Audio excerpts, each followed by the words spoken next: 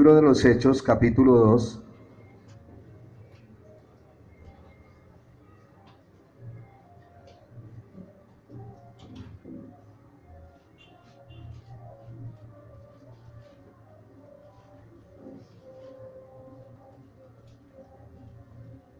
Es un capítulo cortico. Vamos a leerlo. Dice la palabra del Señor: cuando llegó el día de Pentecostés, estaban todos unánimes juntos. Y de repente vino del cielo un estruendo como un viento recio que soplaba, el cual llenó toda la casa donde estaban sentados. Y se les aparecieron lenguas repartidas como de fuego asentándose sobre cada uno de ellos. Y fueron todos llenos del Espíritu Santo y comenzaron a hablar en otras lenguas, según el Espíritu les daba que hablasen. Moraban entonces en Jerusalén judíos, varones piadosos de todas las naciones bajo el cielo.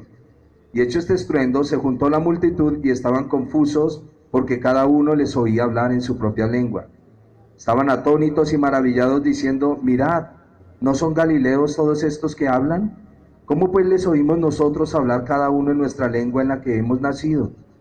Partos, medos, elamitas y los que habitamos en Mesopotamia, en Judea, en Capadocia, en Ponto, en Asia.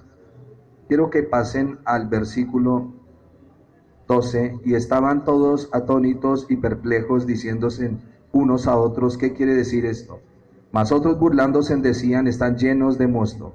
Entonces Pedro, poniéndose en pie con los 11, alzó la voz y les habló diciendo: varones judíos y todos los que habitáis en Jerusalén, esto os sea notorio, y oíd mis palabras. Porque estos no están ebrios como vosotros suponéis, pues es la hora tercera del día. Mas esto es lo dicho por el profeta Joel: en los postreros días, dice Dios, derramaré de mi espíritu sobre toda carne, y vuestros hijos y vuestras hijas profetizarán, y vuestros jóvenes verán visiones, y vuestros ancianos soñarán sueños. Tomen asiento, mis hermanos.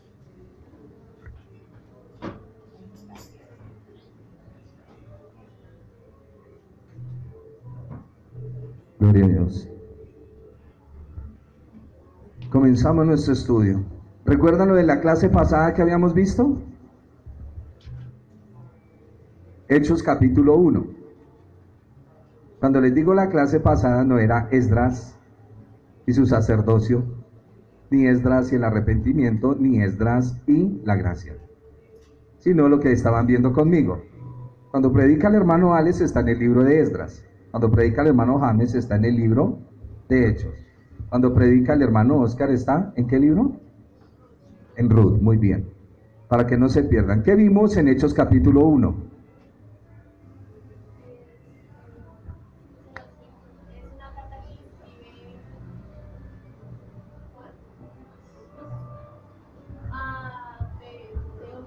Sí, señora.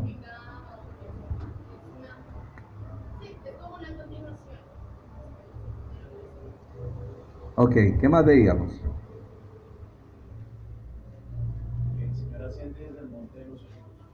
Amén. ¿Qué otra cosa vimos? El Señor les dice a los apóstoles que esperen ¿qué? ¿Qué cosa?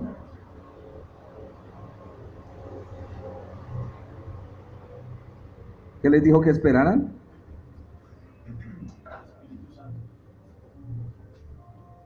Correcto. Y vamos a ver hoy la fiesta de Pentecostés.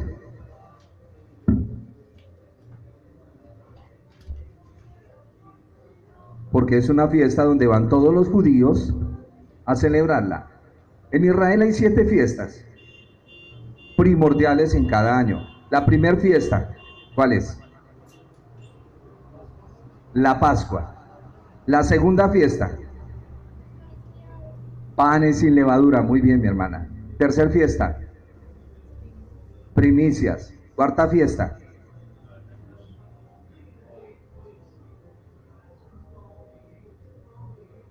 la fiesta de las semanas o de la cosecha. Quinta fiesta,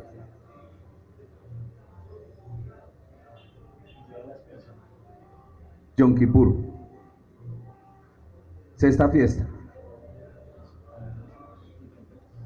Las trompetas es la sexta. Y la séptima fiesta, tabernáculos. Llegamos a tabernáculos. No se les olvide estas fiestas, escúchenme en algo. Dios hizo la profecía antes de crear las cosas. Dios hizo la profecía antes de crear las cosas y Él establece las cosas en un orden. Dice hay 7 fiestas que tiene que ver las fiestas con nosotros. Mucho, porque la Pascua habla del Señor Jesús. Los panes sin levadura, que es otra fiesta, habla del Señor Jesús. La fiesta de las primicias habla del Señor Jesús. La fiesta de Pentecostés o de Shavuot o la fiesta de las cosechas o de las semanas habla del Señor Jesús. Esas fiestas están cumplidas. Faltan 3 fiestas.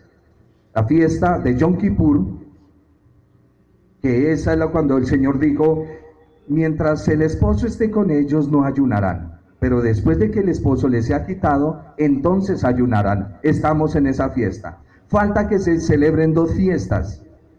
Las 2 fiestas es la fiesta de las trompetas y la última fiesta es la fiesta de los tabernáculos. Las 4 primeras fiestas eran entre marzo y abril. Las últimas 3 fiestas es entre septiembre y octubre. ¿A qué voy con esto? Ojo, porque se dice en el lenguaje bíblico que el Señor puede aparecer por su iglesia en un septiembre o en un octubre. ¿Están oyendo eso? Y que prácticamente parece ser que el calendario judío original, cuando el Mesías nace, no es diciembre. Cuando el Mesías nace, es un octubre. La primera vez que Él viene. Ojo con esto, porque es que la Biblia tiene el reloj y nos está mostrando qué va a suceder antes de que el Señor venga. Y en qué momento va a venir. Pero del día y la hora, nadie lo sabe, pero calculamos por las fiestas. Porque en cada fiesta se celebró exactamente lo que se tenía que celebrar. ¿Estamos comprendiendo? La primera fiesta era la Pascua. Escúcheme, estamos estudiando y usted tiene que aprender Biblia. Porque si usted no aprende Biblia, ¿cómo se defiende? ¿Cómo se defiende ante los fenómenos de los platillos voladores que usted está viendo hoy en día? ¿Cómo se defiende ante vida fuera de este planeta? ¿Cómo se defiende si usted no conoce esto? Hay que conocer la Biblia. Comenzamos. La primera fiesta se inicia y se llama, ¿cómo esa fiesta? Pascua. Después de la Pascua, al terminar la tarde, se inicia otra fiesta que se llama Panes sin levadura. Después de que viene esta fiesta de panes sin levadura, el primer sábado, el sábado que viene, entonces ahí ya se llama el día de reposo normal. Después del día de reposo, no, voy a ser un poco más pedagógico. Cuando el Señor Jesús vino y se sentó a tomar la cena con los discípulos, les dijo, mire, yo voy a celebrar hoy esta cena con ustedes porque mañana al otro día a mí me van a crucificar y voy a morir. Y cuando yo esté muriendo allá en la cruz del Calvario, muchachos, van a ver al sacerdote en el templo sacrificando al cordero a la misma hora. Y el sacerdote entraba a las 9 de la mañana y sacrificaba el primer cordero. Y a las 9 de la mañana usted ve al Señor crucificado. Y a las 3 de la tarde sacrifican el segundo cordero. Y a las 3 de la tarde el Señor entrega su espíritu. Completa la profecía. Después de eso dijeron, bajemos rápido al Señor. Eso fue un miércoles. Porque viene el jueves que era llamado Gran Shabbat. Y era la fiesta de los panes sin levadura. Por eso bajan al Señor de la cruz, porque iban a celebrar el día de la fiesta de los panes sin levadura. No era un sábado, era un jueves. Y lo bajan de la cruz y bueno, usted ya lo sabe. Y luego en el templo, el sacerdote el domingo por la mañana coge, ¿se ha visto esas espiguitas que a veces ponen los agoreros? Sí, porque son agüeros. Las espiguitas que tienen de trigo y eso. El domingo en la mañana, muy temprano, el sacerdote cogía un manojo de espigas y las mecía, las movía. Eso simbolizaba como si hubiera un nuevo nacimiento. Cuando el sacerdote está en el templo haciendo esto, Jesús está resucitando de entre los muertos. Jesús resucita, ¿qué día? El primer día de la semana pasado, el Shabbat. El Señor Jesús resucita, que veíamos en el contexto de Lucas, y dura 40 días enseñándole a los discípulos la palabra. 40 días. Y decíamos que fueron los mismos 40 días que estuvo Moisés ratificando lo de la ley. Está el Señor Jesús ratificando la palabra a sus discípulos. Y les dice: muchachos, quédense en Jerusalén porque viene otra fiesta. ¿Cuál es la fiesta? La fiesta del Shavuot, o de la cosecha, o comúnmente llamado en el griego Pentecostés. Estén ahí en esa fiesta porque va a suceder algo. ¿Y ellos qué hicieron? Se devolvieron para Jerusalén, estaban orando en el aposento alto, lo cual indica que ellos estaban en un momento de purificación para poder recibir algo que ellos no saben qué es lo que va a suceder. ¿Entendieron las 7 fiestas? Bueno, no tengo 7 dedos en la mano, pero ¿entendieron las 7 fiestas? Primera, ¿cómo es? Pascua. ¿Y yo por qué tengo que aprender eso? Para cuando venga su amiguito el judío a confundirlo, no le crea. Porque una de las profecías es que se van a proliferar los judíos con sus famosas raíces hebreas y van a confundir el pueblo del Señor. Y eso es lo que está sucediendo. Hay gente que está esperando un avivamiento para el final de los tiempos. Están errados. Lo que se espera para el final de los tiempos es una gran apostasía. Apostasía para todo el mundo. Dice que engañarán, si fuere posible, a los escogidos. Por eso esté alerta. Y han venido muchas religiones, los sionistas, los efraimistas. Vinieron, ahorita salió el Crislam, que es cristianismo revuelto con el Islam. Ya están poniendo a orar al creyente 3 veces al día, en la mañana, al mediodía y en la tarde. Y todos mirando hacia Jerusalén. Ustedes han oído pastores que dicen, hermano, el Salmo dice: orad por la paz de Jerusalén y sean todos prosperados. ¿Quieres tener prosperidad? Ora por Jerusalén. Pero está fuera de contexto. Hay que mirar qué fue lo que escribieron y por qué se escribió. Pero volvemos, estamos aquí en la cuarta fiesta, la fiesta de Pentecostés. Están todos ahí reunidos. Acabamos de ver en los versículos que había muchos judíos que habían llegado a esta fiesta. En primer lugar, lo que se llama Pentecostés, en hebreo es Shavuot, y es la cuarta fiesta de las 7 fiestas bíblicas. Decíamos, primer fiesta, Pascua. Segunda, volvemos, primera, todos repítalo. Mire, cuando uno repite algo, el cerebro se retroalimenta. Primera, Pascua. Segunda, panes sin levadura. Tercera, primicias. Cuarta, cosecha. Primero sacan la primicia y 50 días después va a venir la cosecha. Esa es la cuarta fiesta. La quinta, día de la expiación, o Yom Kippur, día del llanto. Sexta fiesta, que esa no demora en sonar. La Biblia dice que el Señor descenderá del cielo con voz de arcángel y con trompeta de Dios, y los muertos en Cristo resucitarán primero. Esa es la que nos falta. Y luego ya viene tabernáculos. ¿Qué tabernáculos? Es la presencia misma de Dios con nosotros, pero físicamente en el Señor Jesucristo. ¿Entendido? ¿Más o menos?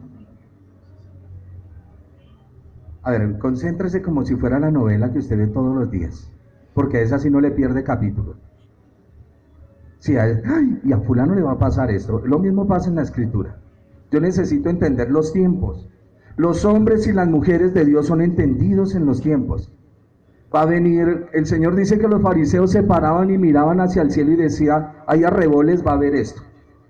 Y les dice: hipócritas, ustedes saben discernir el tiempo y no pueden discernir las señales que están en la Escritura.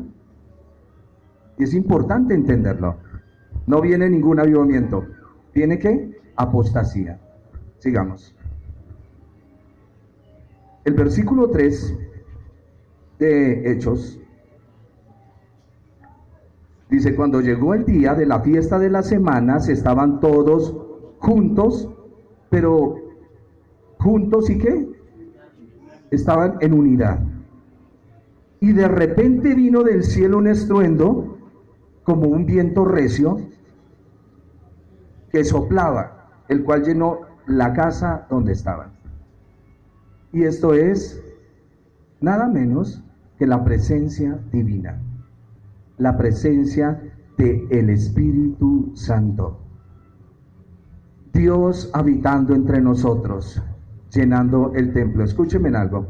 Ustedes han estado estudiando Esdras con el hermano Alex.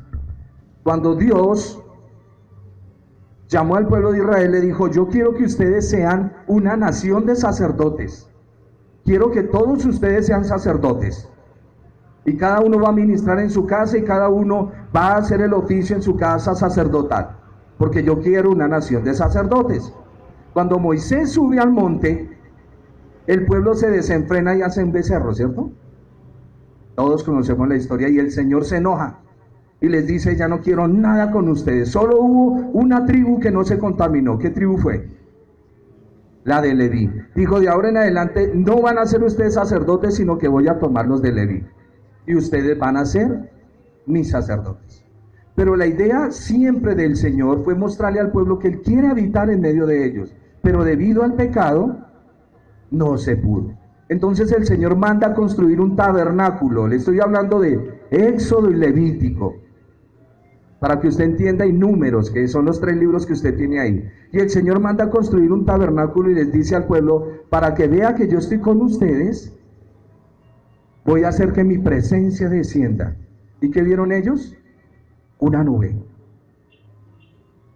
Ahí está la presencia de Dios con el pueblo. Si la nube se movía, el pueblo se movía. Si la nube no se movía, el pueblo estaba quieto.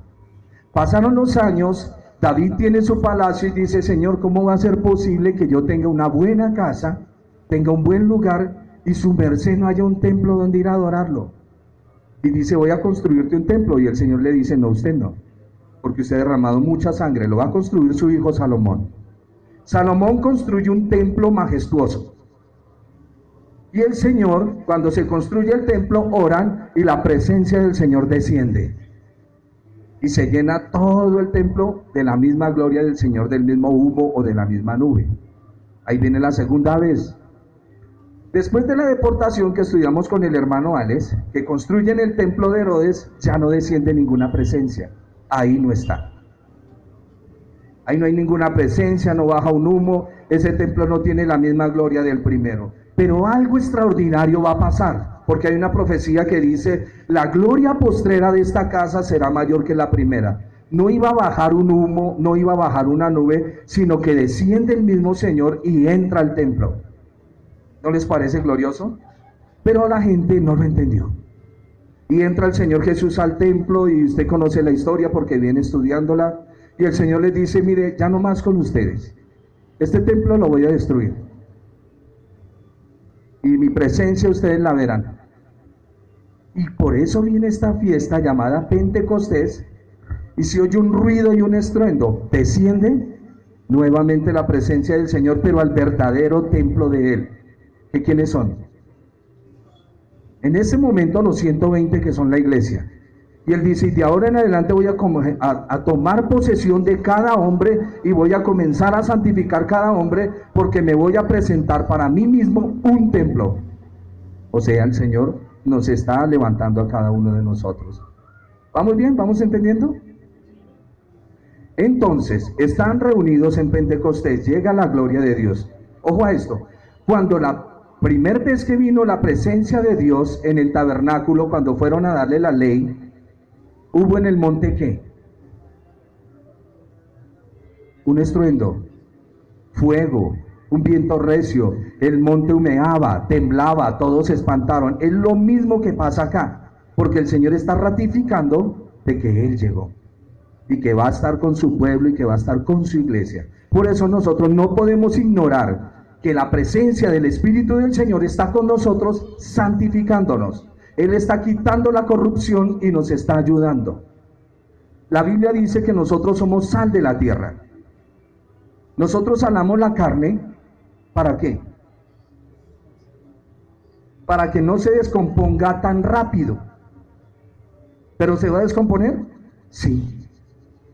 Y cuando la Biblia dice ustedes son la sal de la tierra, lo que el Señor está diciendo, esta tierra va de mal en peor, pero ustedes son los que están preservando, tratando de ganar la gente para que la corrupción no sea tan rápida y el Espíritu comienza a santificar las vidas. Cuando llegue al número, inmediatamente aparece el Señor. Por eso es que la Escritura dice, hay una doctrina que antes nunca la prediqué, pero que es muy loca, que dice que en la época de la gran tribulación, porque eso sí nos gusta, el Espíritu Santo será quitado y entonces vendrá el enemigo en el rapto secreto. ¿Sí han oído eso? Porque va a haber un rapto secreto. Y nos lo cantaban. A lo lejos alguien grita, Cristo vino y su pueblo se llevó. Sí, esa fue la doctrina que nos metieron y nos encantaba. Pero eso no lo enseña la Biblia, no hay ningún rapto secreto. El Señor viene a levantar su iglesia. Y después de que nos encontremos con el Señor en las nubes, descendemos y esto va a tener su juicio final. No existe tal cosa como un milenio. Pero estas doctrinas decían que el Espíritu Santo va a ser quitado. Y que durante 7 años la iglesia va a ser perseguida y va a llorar. Pero cuando usted lee Apocalipsis dice, el Espíritu Santo y la iglesia, ¿qué le dicen al Señor? Ven pronto. Ven pronto. ¿En qué momento va a ser quitado? En ningún momento. El Espíritu Santo y la iglesia dicen, ven pronto. Eso que ustedes están recibiendo, que estamos estudiando, que estudian domingo tras domingo, es lo que Dios quiere para ustedes. Eso es lo que el Señor quiere. Que sus niños crezcan con instrucción, no con paganismo e instrucción. Nuestros niños tienen que crecer en medio del paganismo, obvio. Pero ellos tienen que aprender a diferenciar. ¿Estamos? Yo no sé la iglesia cristiana por qué pelea tanto con el pesebre. Tienen una batalla abierta contra el pesebre. Cuando el pesebre es más bíblico que su árbol. Es verdad. Es más bíblico que su Papá Noel. Créanme lo que sí. Pero la iglesia se encerró en cosas. A mí me parece excelente el pesebre. Y usted no se acerca a adorar imágenes ahí, sino que le trae un recuerdo. Un pesebre le trae a usted un recuerdo de su Señor. Un árbol, no. Y eso hay que enseñarle a nuestros hijos, a nuestros nietos, a nuestros bisnietos en mi caso, a que aprendan a diferenciar estas cosas.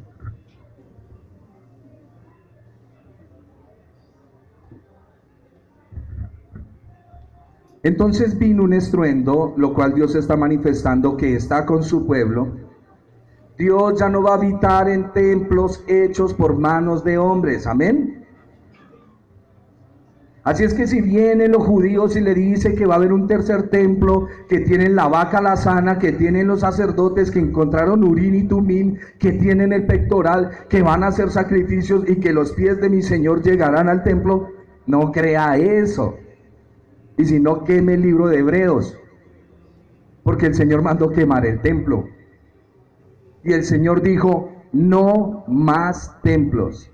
Y el Señor le dice, Pablo, explíquele a la iglesia. Y el apóstol Pablo dice, y vosotros sois templo del Espíritu Santo. Ustedes, dice Pedro, como piedras vivas, son los que edifican la casa del Señor. Amén. Eso hay que irlo entendiendo. Les hablaba de las 3 manifestaciones de la presencia del Señor en un templo. 1 en el tabernáculo, 2 en el templo de Salomón y 3 cuando viene en Pentecostés. Lo otro fue la presencia, pero encubierta en un velo de carne.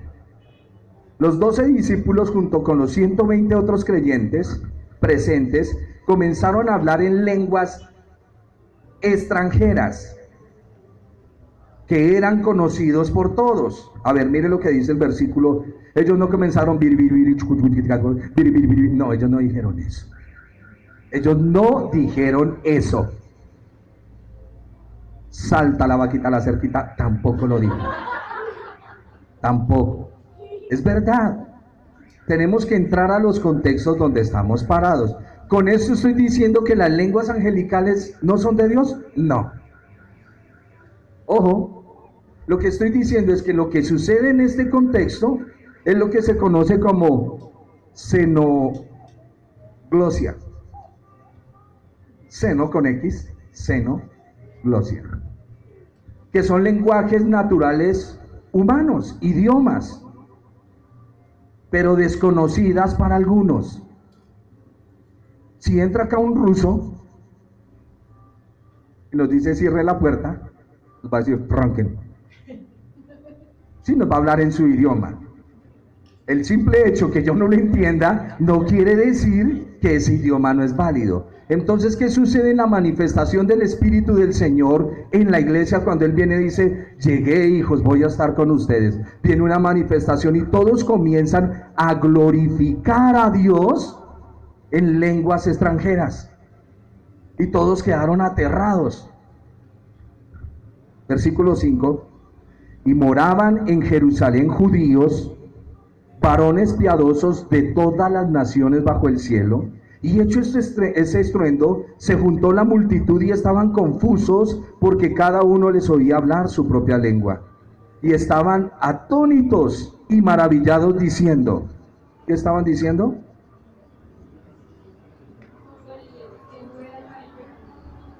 Y aquí tenemos una parte. Escúcheme. Es como si hubieran dicho, ¿no son todos estos los costeños? ¿Qué hacen hablando paisa? Para que me entiendan. ¿Por qué identifican el vocabulario de los galileos? ¿Recuerdan a Pedro en el patio? Eres galileo. Tu hablar te delata. Los galileos tenían una particularidad al hablar. Por eso les digo, un costeño no le va a decir, ay María, pues, ¿cierto que no? Porque el costeño tiene una manera de hablar, el boyacense y su merced. Y cada uno así o el mano, cada uno de su tierra tiene sus palabras y tiene su lenguaje. Cuando estaba estudiando este texto dije, ¿cómo se dieron cuenta que eran galileos? Y dice el texto, y estaban todos atónitos y maravillados y dijeron, miren, ¿no son galileos todos estos que hablan? Y el problema del Galileo era que tenía un problema en la pronunciación. Cuando nosotros estudiamos el libro de Jueces, ¿recuerdan una palabrita que había ahí? Shibolet. ¿Y qué? Y Sibolet. Y cada vez que iban a pasar, le decían, como el chiste que del negrito, ¿no? Diga verde, verde, ¡pa! Lo mataban. Y así les pasaba a los del pueblo, y está en la Biblia. Diga Shibolet. Sibolet, los mataban porque no podían pronunciar Shibolet. Eso está en la escritura y lo encuentran en el libro de Jueces. Y los galileos, para que usted tenga más o menos pendiente esto, cada vez que hablan de los galileos es porque tienen un problema en la pronunciación. Marcos 14:70 habla también de esta situación con el apóstol Pedro. El propósito de esta fiesta y de tener a todo el pueblo reunido era porque como era la fiesta de las cosechas, va a venir una peregrinación y ahí están todo Israel está reunido. Óigame en esto. De pronto lo que no alcance a entender, escucha la grabación y lo va a entender mejor. Todo Israel está reunido. Todo es todo. ¿A qué me refiero con esto? A que cuando llega el Señor le predica a todo Israel. Ese cuento de que hay unas tribus perdidas que nunca les ha llegado el evangelio es falso, porque el Señor vino y le predicó a todo Israel, y ya lo vamos a seguir mirando. En cuanto a lo del estruendo, en los días de Moisés encontramos en Números capítulo 11, solo apúntelo, que cuando Dios puso el Espíritu Santo sobre los 70 ancianos, por eso yo tenía un conflicto y un problema con el suegro, con Yetro, porque todo el mundo habla de ese sacerdocio, el sacerdocio de Yetro, pero cuando el Señor va a instaurar verdaderamente su sacerdocio, le dice a Moisés, escójame 70 ancianos, y sobre esos 70 ancianos voy a derramar de mi espíritu. Y cuando cae el espíritu, perdónenme en esa expresión de cae, porque no es una fuerza ni nada, cuando el espíritu del Señor se manifiesta en cada hombre, comienzan a hablar y a profetizar estos 70 ancianos. De ahí es donde nace la palabra Sanedrín. de estos 70 consejeros. Luego, después de que son llevados cautivos, le suman otros 50 y ya vienen a ser 120, el nuevo Sanedrín, en la época de Esdras y Nehemías. Por eso es necesario, para comenzar un gobierno en el reino del Señor, que esté el Sanedrín completo. ¿Y cuántos hay reunidos ahí? 120. Y por eso es necesario llenarlos del Espíritu, porque ellos van a ser los ancianos gobernantes de Israel. Por eso se cambia el antiguo Sanedrín por el nuevo Sanedrín. Les estoy dando bastante información para que vayan y estudien. Estamos en el libro de Hechos mirando por qué la Biblia nos dice el número 120, por qué están en una fiesta llamada Pentecostés o Shavuot, por qué hablaron lo que les decía en xenoglosia, por qué, porque habían extranjeros y hablaron lenguas, y hay algunos que confunden estas lenguas sucedidas en Hechos capítulo 2 con unas lenguas que aparecen como dones espirituales en 1 Corintios capítulo 14. Hay que distinguir entre ellas dos, porque en la de 1 Corintios capítulo 14 dice que hay gente que habla en lengua desconocida, que habla profundidades en el espíritu, pero que pida poder interpretar para que no deje a los demás sin fruto. Y termina diciendo 1 Corintios capítulo 14, pero no les impidan a los hermanos el hablar en lenguas. Es importante entender esto. Y hay veces cuando hacemos una exposición, tomamos este texto de las lenguas con el de Corintios capítulo 14 y queremos forzar el texto. Y las cosas no debemos hacerlas así. Les decía, el Señor escoge 120 y los tiene ahí. Él envía su espíritu y su espíritu se posa sobre ellos. Por eso los ven repartidos como lenguas de fuego, igual que sucedió con Moisés. Moisés tenía un consejo de 70 ancianos. Vamos al versículo 14. Aparte de esto, algunos se burlaban diciendo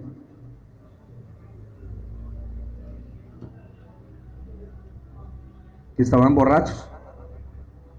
Y Pedro se para y dice: varones judíos israelitas, esto no es Bogotá, esto es Jerusalén. En Jerusalén las tiendas no se abren a las 9 de la mañana. Por lo tanto, ellos no están ebrios como vosotros decís. Eso es aquí en Bogotá, que a las 7 de la mañana usted ya los ve tronados. Y dice acá, verso 12, y estaban atónitos todos y perplejos, diciéndose unos a otros: ¿qué quiere decir esto? Mas otros, burlándose, decían: están llenos de mosto.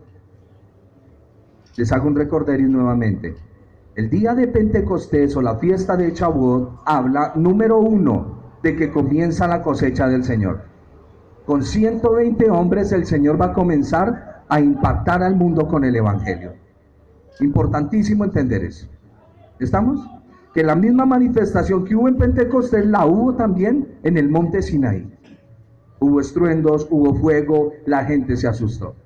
Que las lenguas que vienen a hablar, hablan unos galileos, que los galileos son conocidos por su pronunciación.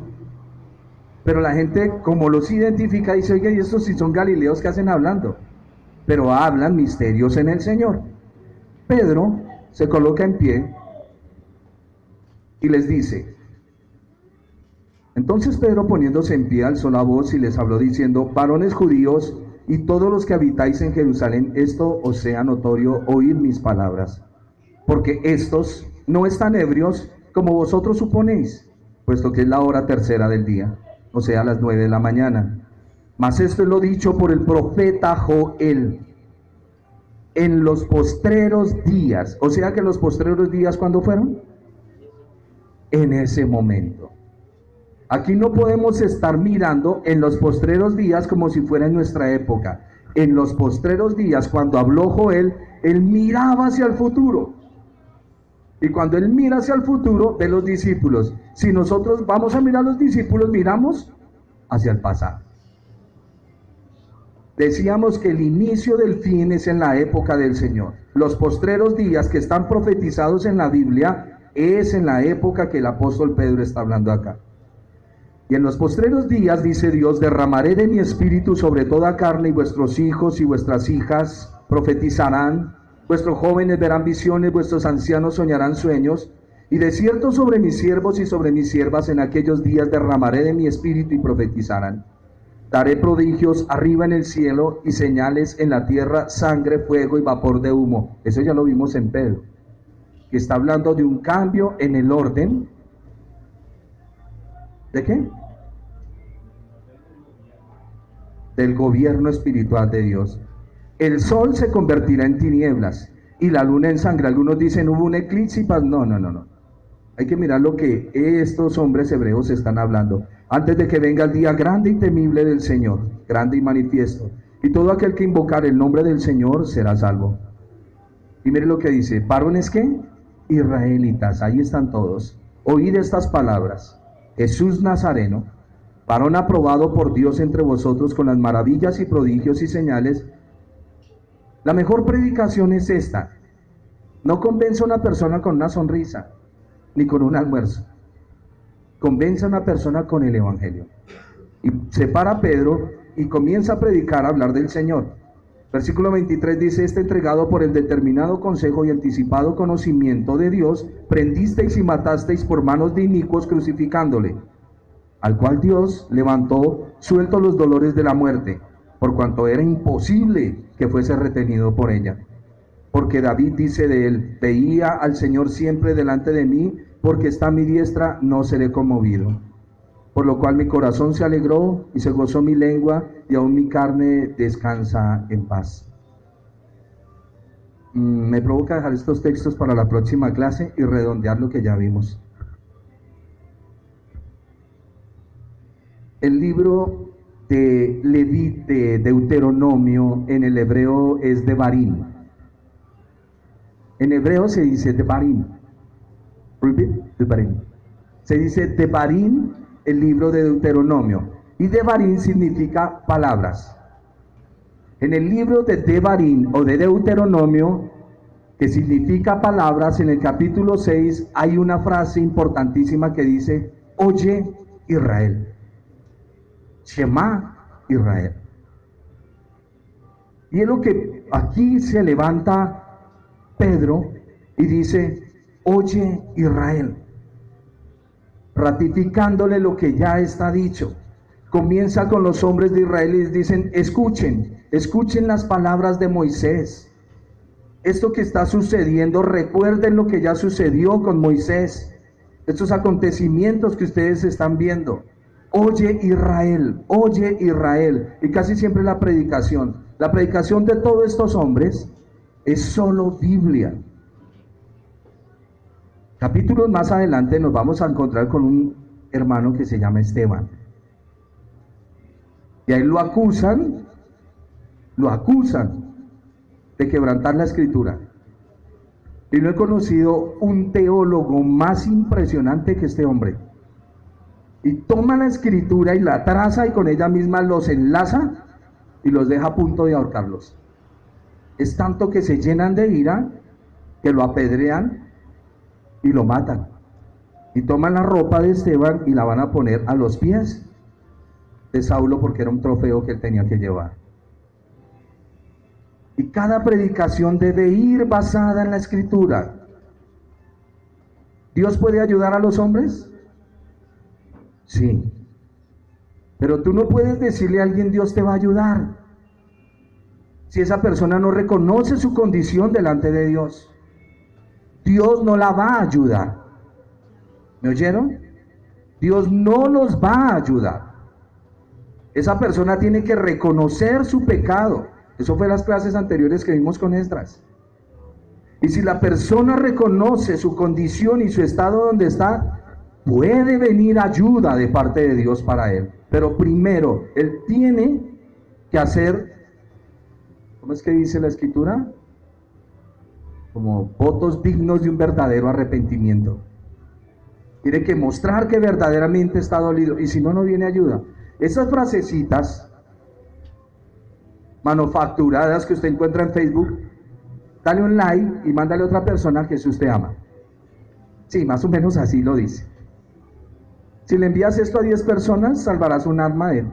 Poco no de bobadas. No temas, no te entristezcas, Jesús es tu alegría. ¿Quién dijo que Jesús es mi alegría? ¿Quién dijo que Jesús es mi alegría? El gozo que Él ha puesto en mí. Jesús es mi cántico, como decía hoy el Salmo.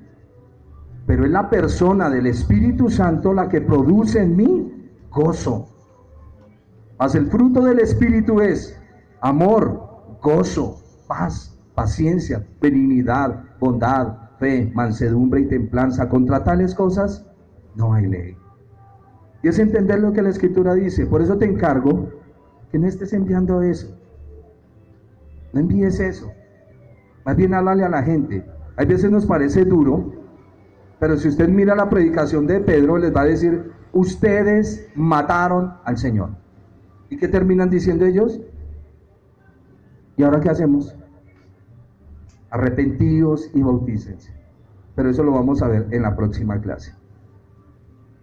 La conexión que está proponiendo el apóstol Pedro en esta predicación entre Dios y Jesús, entre el monte Sinaí, lo que acaba de suceder en el monte de Sión en Jerusalén, no es nada menos que la llegada del Dios Santo a nuestras vidas. Al Espíritu Santo, cada vez que escuchamos hablar de Él, se nos habla de alguien que hace milagros, de alguien que cambia. Espíritu Santo sana al Espíritu Eterno, pero no entienden ni lo que hablan. El Espíritu Santo viene, por eso su nombre. Él viene a santificar, a limpiar. Por eso cuando usted se atribuye las obras de Dios, está deshonrando al que lo está limpiando.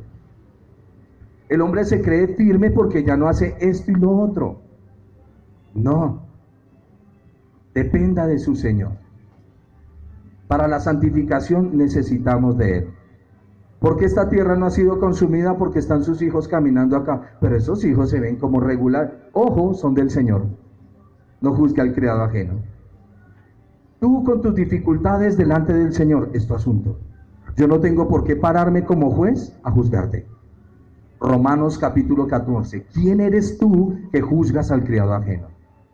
Pues para su Señor está en pie o cae, pero es del Señor. No es tuyo.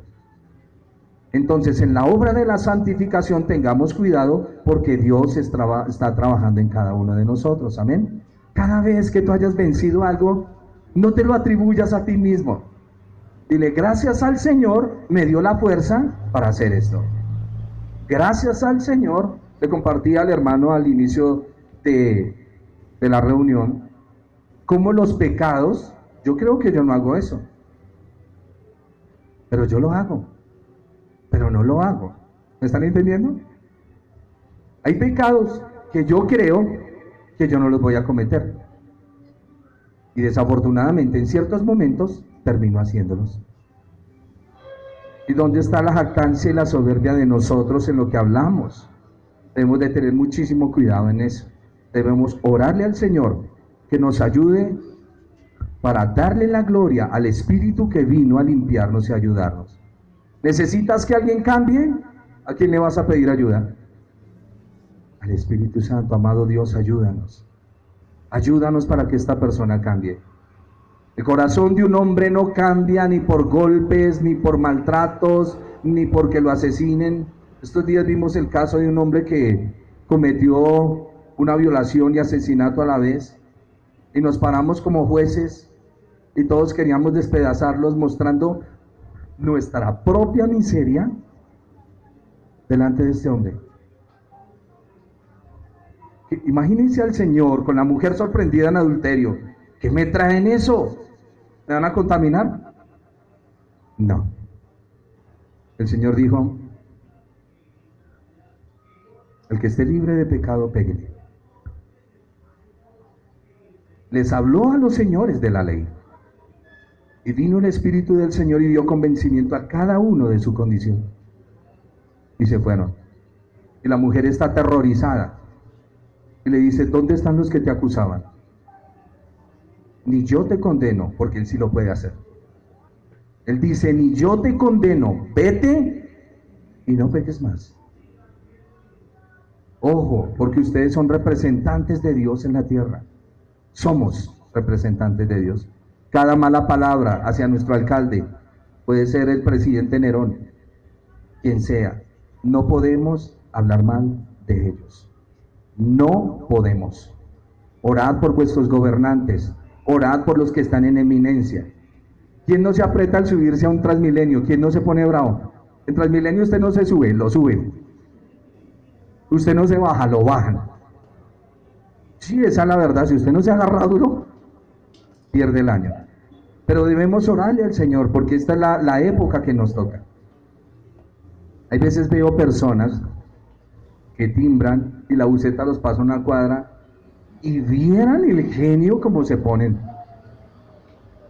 Y cuando uno ve las personas del campo, cuando usted va de viaje, ¿se ha visto esas casas por allá metidas entre esas montañas? Solo piense en ellos. Ahí no va Transmilenio, ni Uber, ni taxi. Y tienen que caminar largas distancias para llegar a sus casas. Nosotros vivimos en una comodidad. Orémosle al Señor: Señor, perdóname. Entonces, como cristianos vemos estos casos tan brutales y no decimos nada, oramos por la justicia del Señor. Claro que nos duele, pero yo no puedo abrir mi boca para un dictamen, pena de muerte, porque me tengo que poner ahí, o tengo que poner uno de mis nietos, porque el simple hecho de que ellos no hayan crecido, yo no sé quiénes son. Por eso mi tarea es darle la palabra del Señor para que ellos reconozcan su pecaminosidad y vengan al arrepentimiento delante de Dios. Porque mis nietos pueden ser unos tremendos. ¿En serio? Esa sangre, solo quiero que se mire usted, papito y mamita, la sangre que fluye en usted. A usted medio lo contrarian y ¿qué hace? Imagínese su bebé cuando esté más grande, lleva lo mismo. Por eso casi siempre cuando están los chiquitos decimos a quién se parece, al papi o a la mami, pero solo miramos lo superficial, pero lleva adentro el 50% de papá y el 50% de mamá. O sea que qué problema el 100%. Difícil, en serio. Si papi es dulce y mamá es tierna y sonriente, ese niño es un caramelo hermoso. Pero no tenemos eso. No, es que es verdad, nosotros debemos mirarnos. Por eso necesitamos que nuestros niños conozcan, escuchen la palabra y se rindan ante Dios. A medida que crezcan con las historias no de Marvel, ni de DC Comics, porque saben quién es la Mujer Maravilla, pero no saben quién es Sansón, quién es Jesús, no saben quién es Esdras, el señor que se arranca la barba. Quedó reseñado aquí en esta viña, el sacerdote. Por eso, enseñémosle a nuestros hijos la palabra. Yo no estoy diciendo que no le permita al niño mirar cosas, obvio. Aquí no vamos al extremo, sino que es bueno hacer esto sin dejar de hacer lo otro. Porque ellos no pueden crecer en un completo desconocimiento de lo que el mundo es y su paganismo. Si él cree que todo es encanto y dulzura cuando se encuentra con una chica de esas del mundo que son, le tiene que saber. O las niñas, niña cristiana que se respete pone sus ojos en el mundo. Los tipos del mundo son lindos y las mujeres cristianas también. Por eso les decimos a las hermanas: no se vistan como Morticia en la iglesia, que llegan todas con sus faldas largas y sus caras así. No, tengan vida. Vístanse para sus esposos. ¿Cierto que sí? Ustedes se tienen que vestir para sus esposos, que su esposo se sienta agradado. Eso enseña la Escritura. Así es que vamos a pedirle al Señor que nos ayude, que podamos ser conscientes de su Santo Espíritu, que podamos llevar las cosas como el Señor quiere que las llevemos. Que no cometamos esos errores que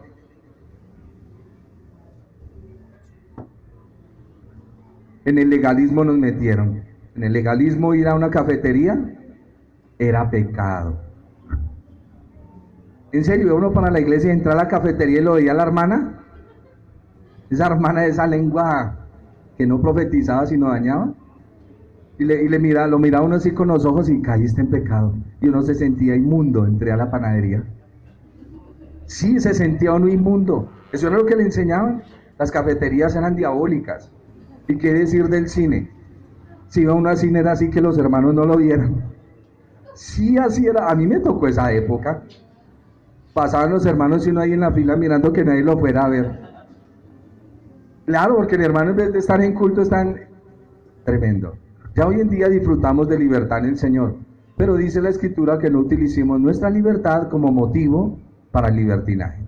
Amén. Disfrute de lo que Dios le da. Disfrute de sus bienes, disfrute de su trabajo. Dice Eclesiastés, todo lo que el Señor nos ha dado es para nuestro disfrute. No hay cosa mejor que el hombre que trabajó y va y comparte con su familia del fruto de su trabajo. Eso enseña la Biblia. Eso tiene una recompensa inmensa en el corazón.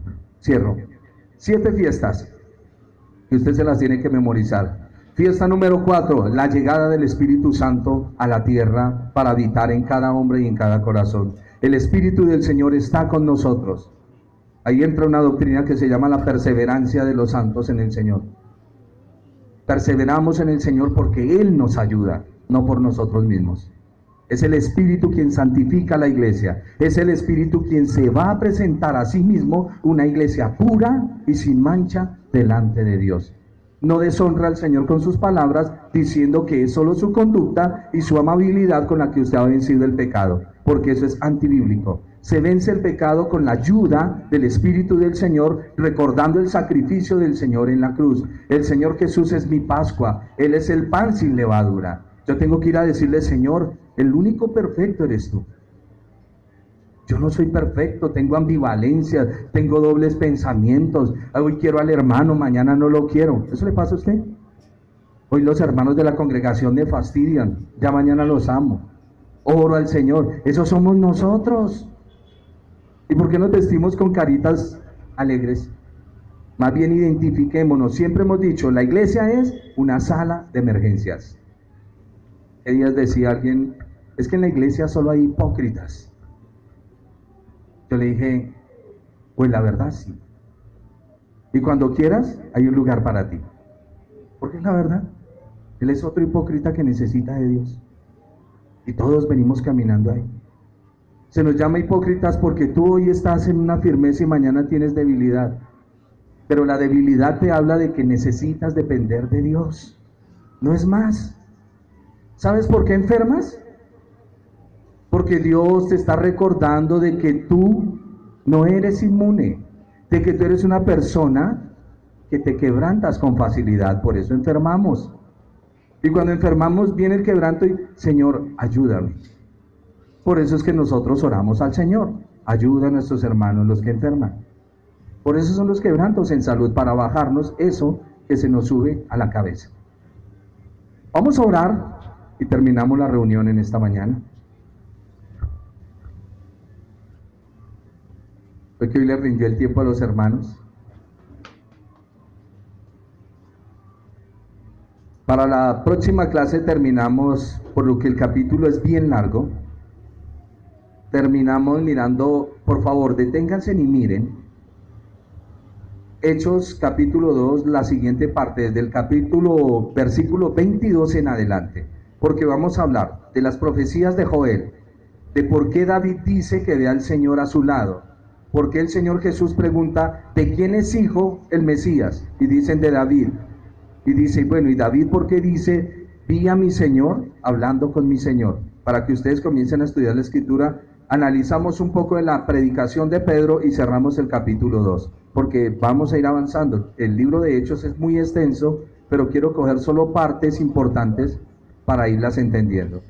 En el capítulo 1 el Señor dijo, esperen que va a venir mi presencia. En el capítulo 2 ha llegado la presencia de Dios y hasta el día de hoy está con nosotros el Espíritu del Señor. En el capítulo 3 vamos a ver otras cosas. Pongámonos en pie, vamos a orar.